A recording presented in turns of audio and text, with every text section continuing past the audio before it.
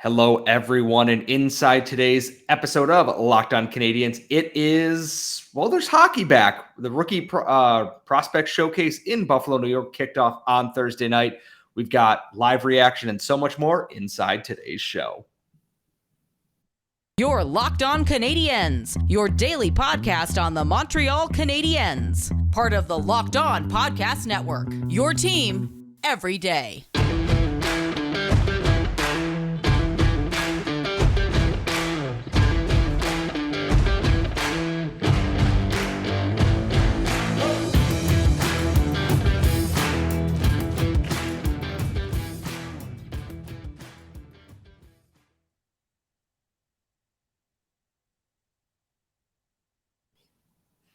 Hello, everyone, and welcome to episode 686 of Locked On Canadiens. Today's episode is brought to you by BetOnline. BetOnline has you covered this season, more props, odds, and lines than ever before.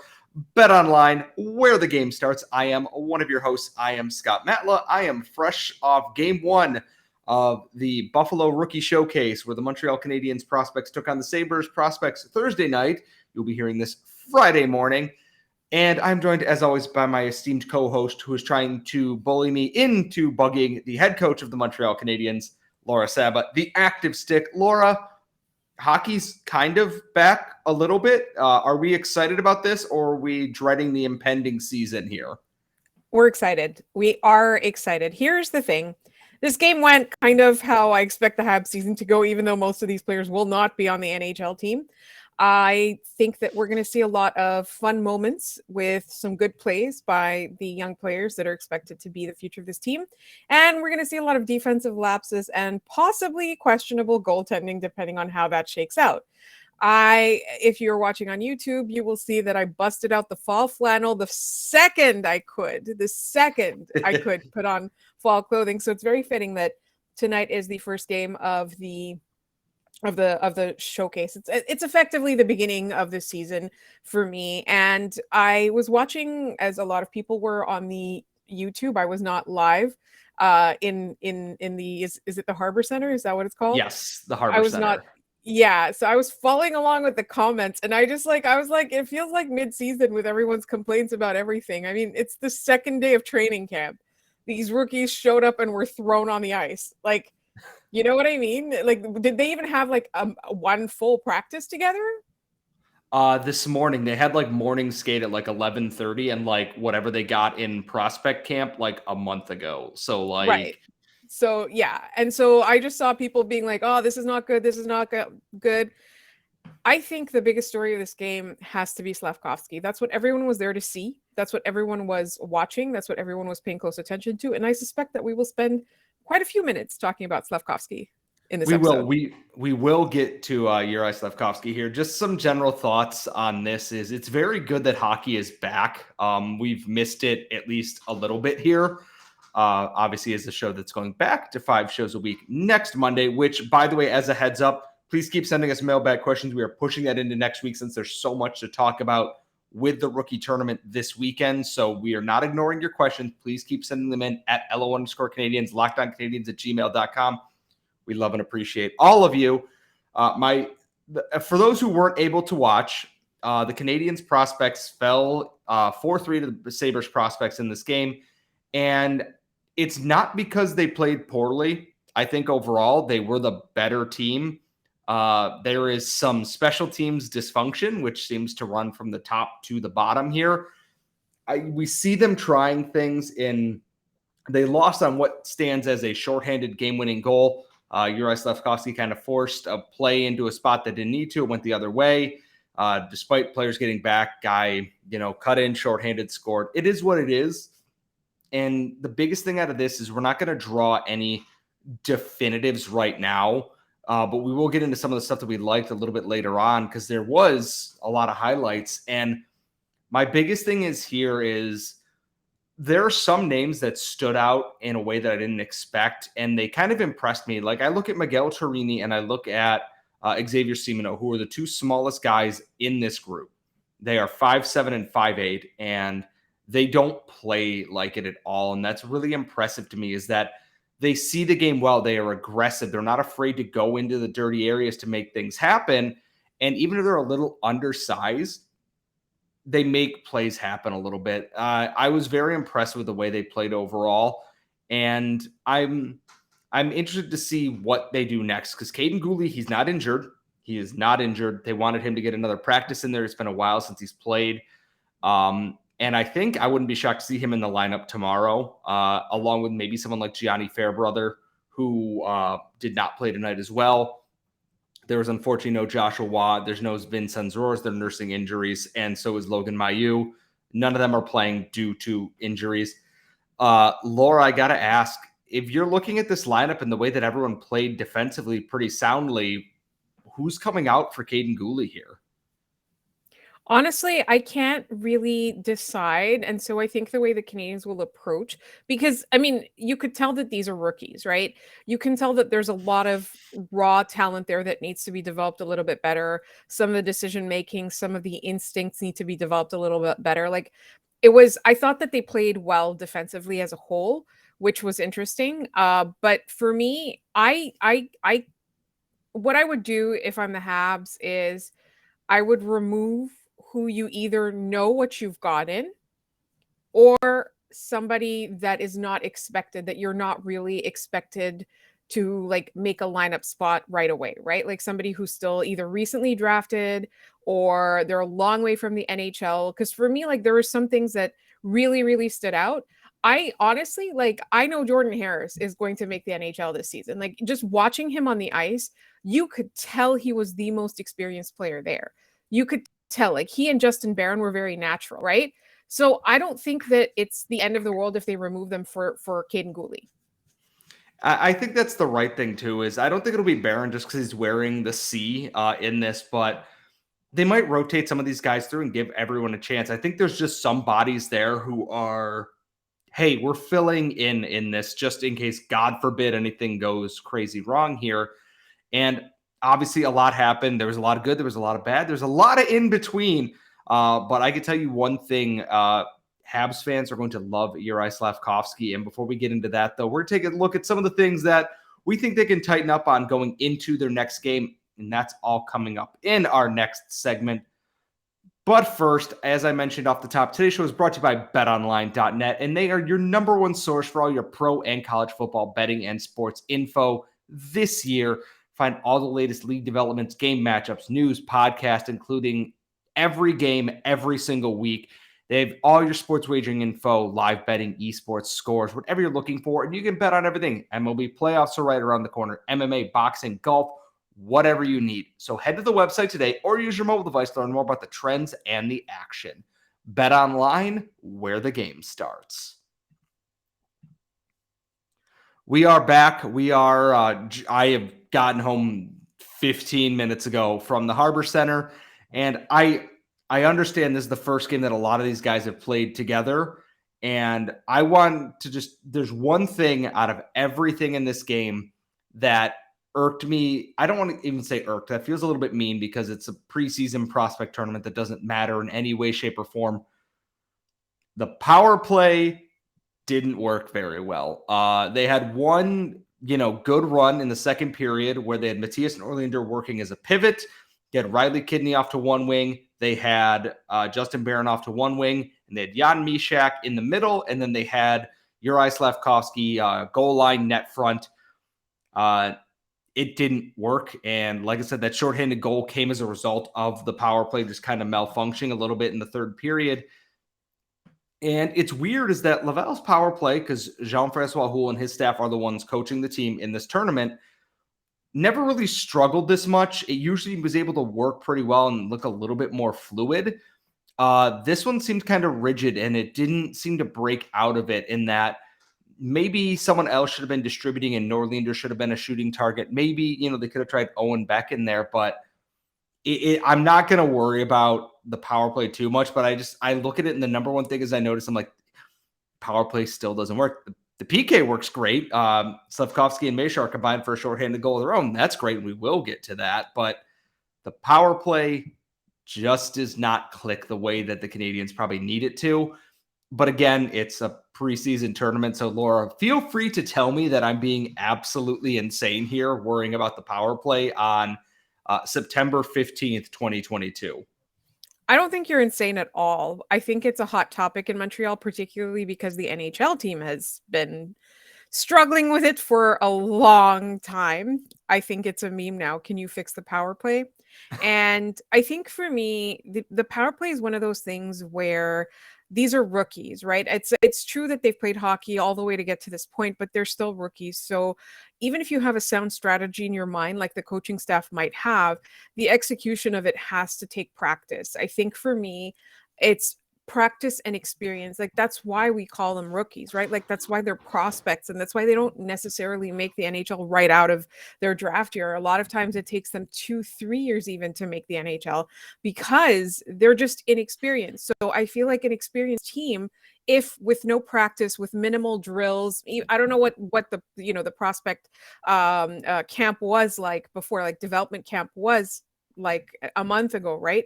But with no real time to spend on it, no real experience, it doesn't matter what the coach goes out there and tells you to do.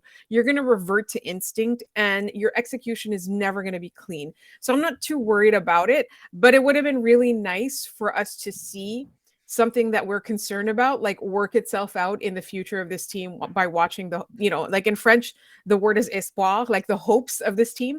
Like I love that word. Prospect is espoir. Like, so like to me, like I just feel like it would have been really exciting to see that, because we showed up or we logged on and we watched Slafkovsky and we're like, he's coming as advertised.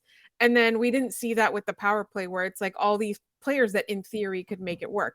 However, I have lots of faith in this team, the coaching staff, and the development of this team, that by the time this team is ready to make the playoffs in a few years, we're going to see a much better power play, and we're no longer going to be banging our heads at the wall every time we see one.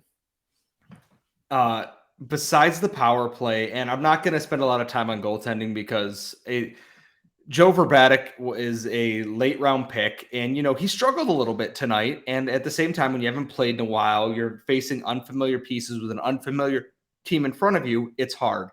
I'm not going to draw any broad strokes here because that's just not a fair thing to do with this. He wasn't great tonight, but at the same time, preseason rookie tournament, who cares? We're going to just move on from that. And the biggest thing I look at tonight is Emil Heineman is going to be such a divisive player because he had a goal and an assist, a really nice goal coming down the wing, and he ripped that thing far corner. It was beautiful. And then I didn't notice him for much the rest of the game.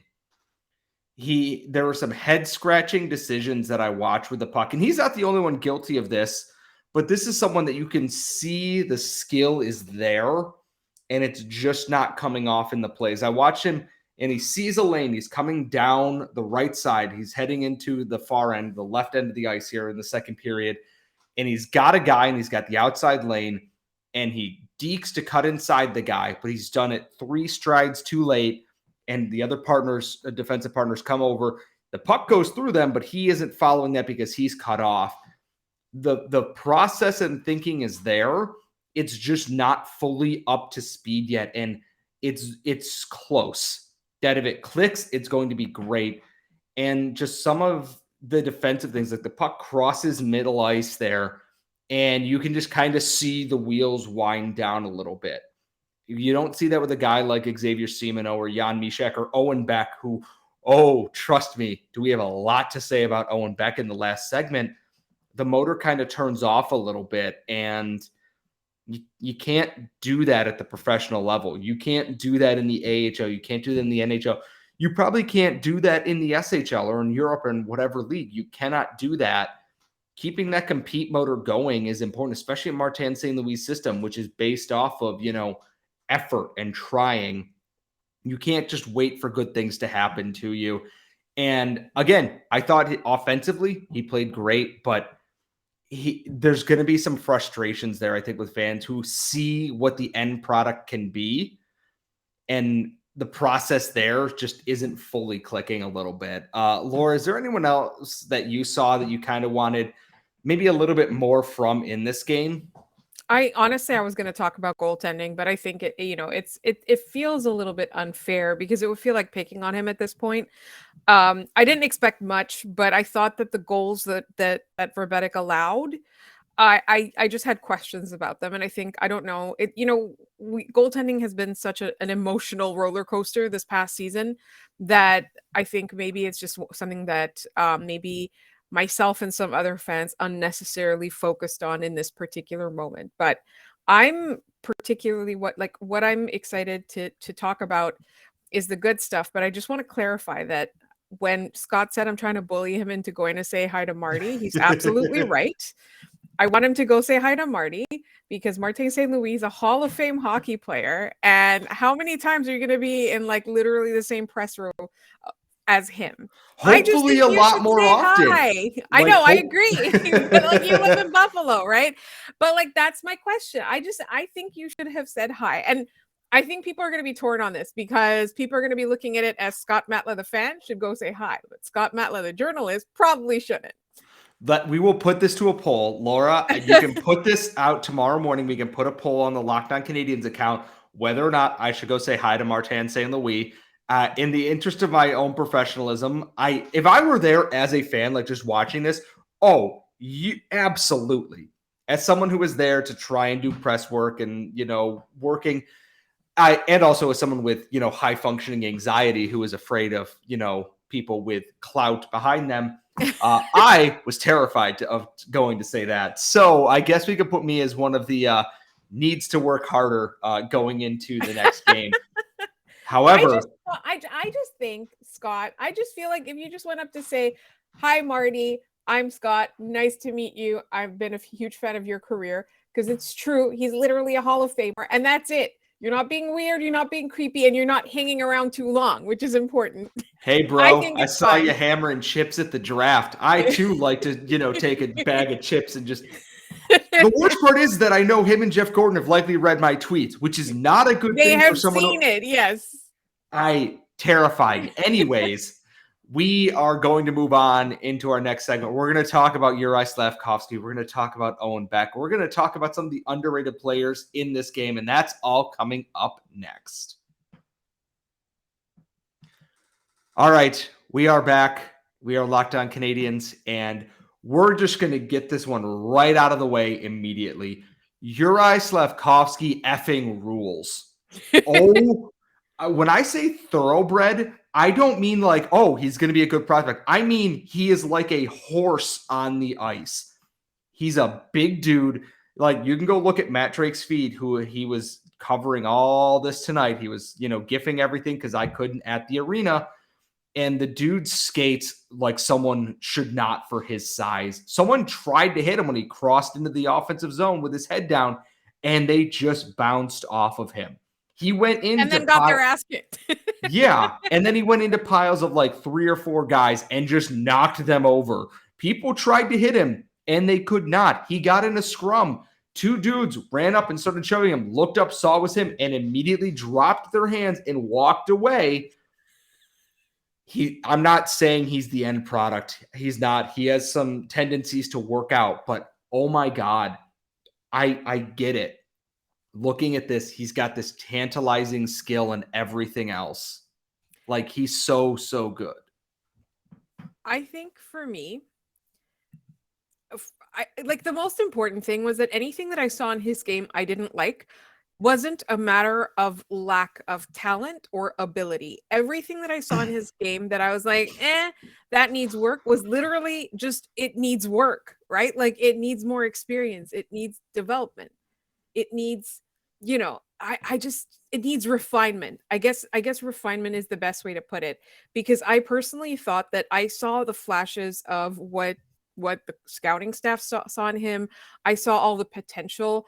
I still saw him as somebody who I think they're going to start him in the AHL. I think they're going to ease him into his position because I think that they have an opportunity here. If they do everything right with Slafkovsky, they're going to get a superstar, but they have to do everything right. Like, that's when I was watching, that's what I saw. I didn't see somebody who, was overrated in any way. I didn't see somebody who disappointed me. I saw that there was so much exciting potential, but also it's so clear that he's young. It's so clear that he's raw. Like, the fact that he was able to play against men, like people keep talking, was, oh, it's a boy playing against men. The fact that he was able to do that is just a testament to like what he already has, how much he's already developed. But I think like those little things, like, and everything that I remember just like reading critiques of like, he did this well, but he did this well. And this, like, all these people whose commentary I respect that were watching the game at the same time, everything that they mentioned that needed work was a habit. It was not a flaw. It was just a bad habit that he needs to fix or needs to develop better.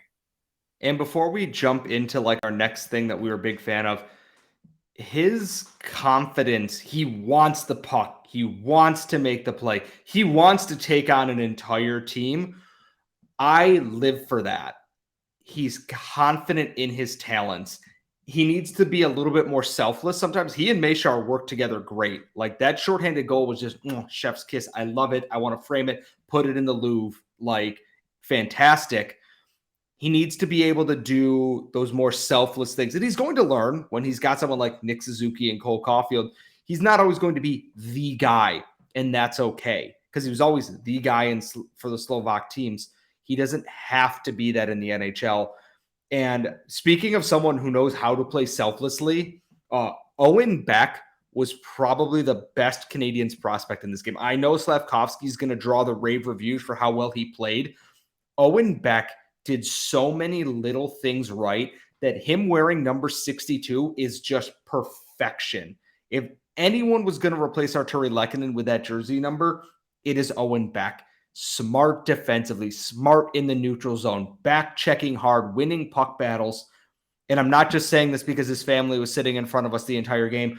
Owen Beck is so very good at what he does.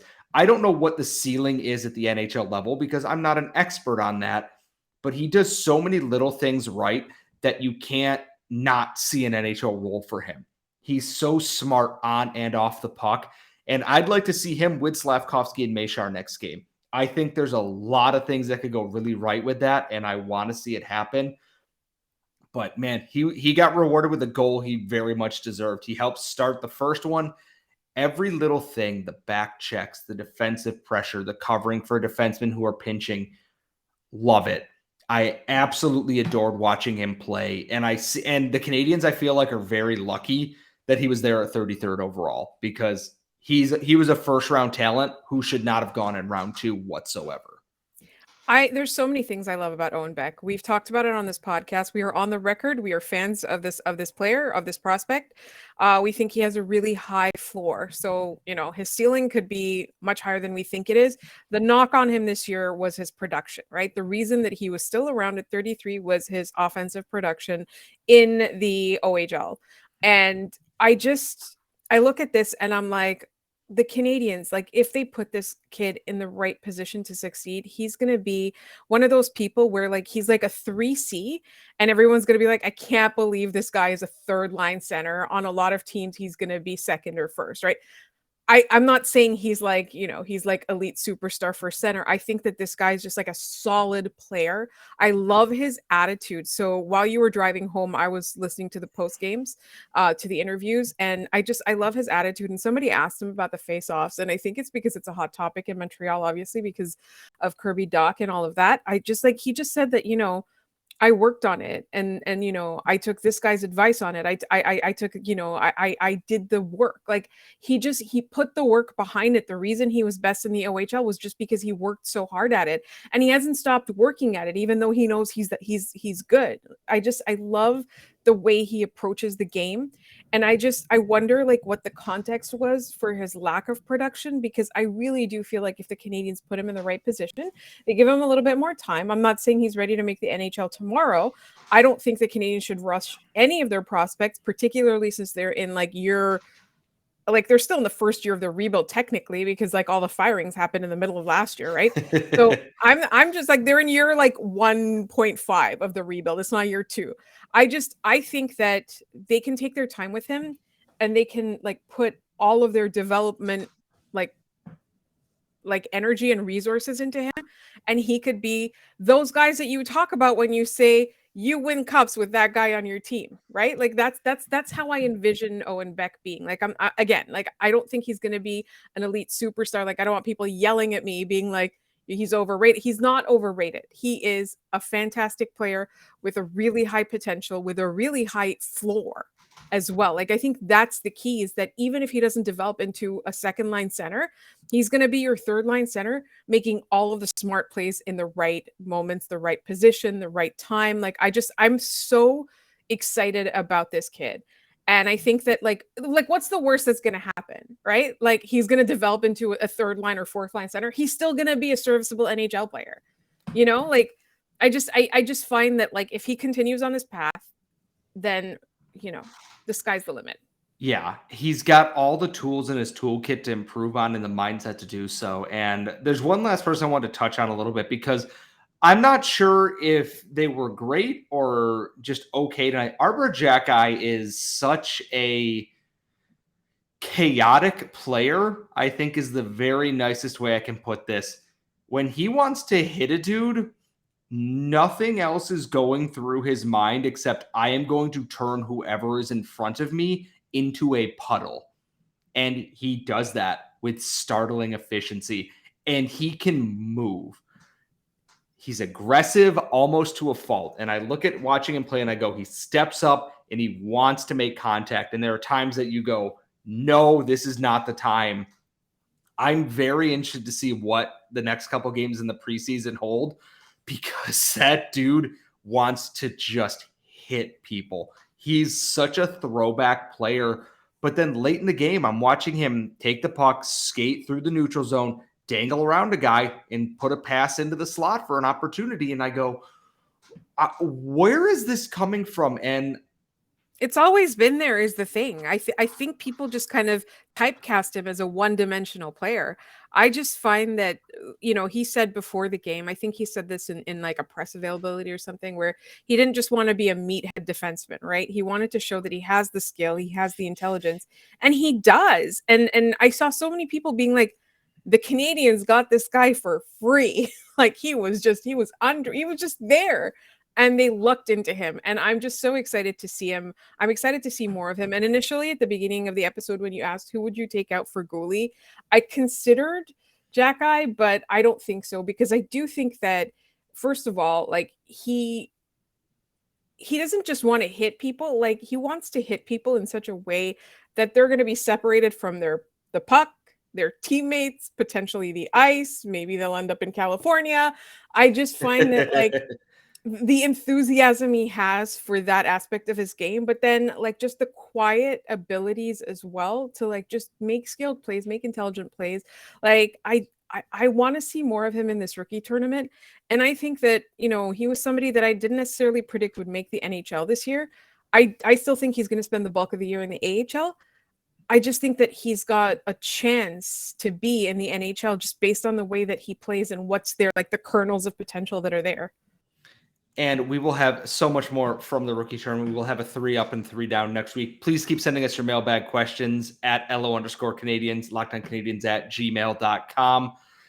As always, folks, we love you. We appreciate you. Make sure you're subscribed. And when you're done checking us out, please check out Locked On NHL, where they have all the local experts giving you all the news going into the regular season. And as always, follow my co-host at The Active Stick. Follow myself at Scott Matla. We will see you all next week.